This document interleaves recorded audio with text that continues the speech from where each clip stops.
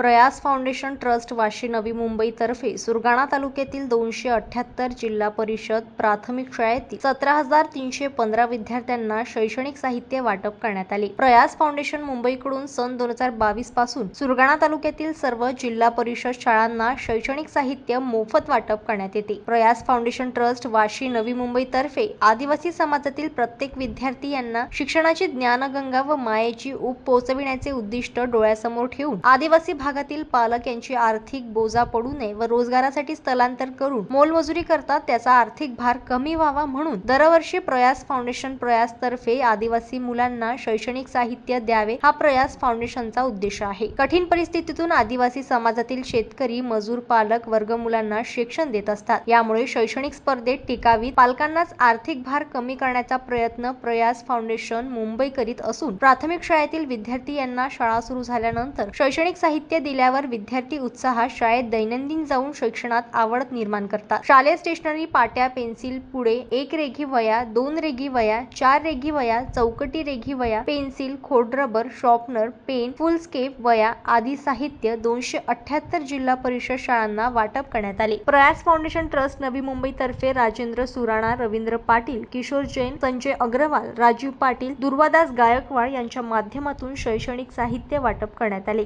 यावेळी सर्व जिल्हा परिषद शाळेतील शिक्षकांचे सहकार्य मिळाले। जनमत लाईव्ह न्यूज साठी बोरगाव मधून लक्ष्मण बागुल यांची रिपोर्ट।